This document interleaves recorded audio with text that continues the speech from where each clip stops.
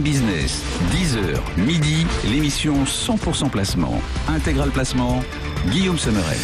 Et on vit nous aussi au rythme de cette élection américaine qui va démarrer. Les marchés jouent la prudence. On en parle avec nos deux traders, Jean-Louis Cussac et Giovanni Filippo. Bonjour messieurs.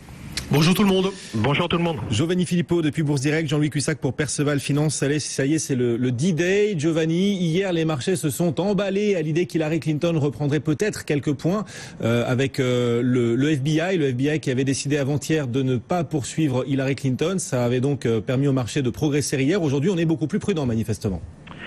Oui, on est beaucoup plus prudent pour l'instant. Bon, il n'y a rien d'anormal à cela.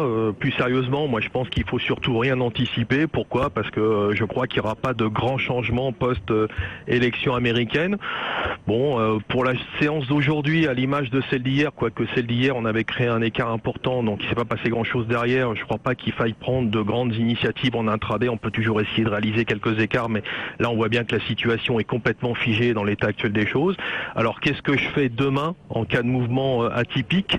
Je dirais qu'un retour vers 4006, voire au-delà, ne m'encouragera pas plus à croire en une évolution très supérieure. Ça ne tiendra pas dans le temps, alors que la micro et la macroéconomie restent mitigées en cette fin d'année. De plus, il ne faut pas oublier que les marchés resteront, à mon avis, raisonnables en amont du référendum en Italie le 4 décembre et de la décision de la Fed sur ces taux le 14. Deux événements bien plus sensibles en ce qui me concerne que les élections américaines. En revanche, à l'inverse, je serais plus enclin de revenir à l'achat parce que je crois en un maintien du CAC 40 entre 4003 et 4006. C'est ce que je privilégie depuis la mi-juillet dans un marché qui a la faculté de tout digérer à son avantage. Alors où on se positionnerait éventuellement à l'achat si jamais il y a un petit trou d'air?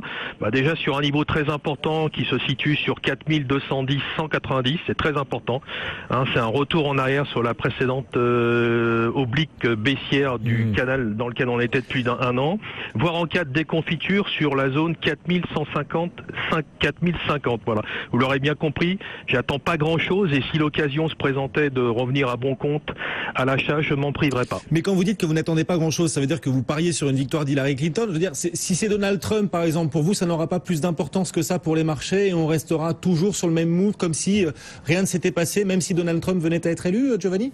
Oui, tout Donald Trump qu'il est, je pense que assez rapidement, il rentrera dans les clous comme ses prédécesseurs. De toute façon, il n'a pas une grande marge de manœuvre. Il aura, s'il passe, une majorité assez minime, même dans le camp des Républicains, c'est assez contesté. Donc je doute qu'à part quelques réformettes qu'il puisse mettre en place s'il est élu, je doute qu'il change radicalement, si vous voulez, le décor aux États-Unis et pour le reste du monde. Bon, Jean-Louis Cussac, même vision, même scénario, même distance vis-à-vis du scrutin américain, même si les marchés, eux, semblent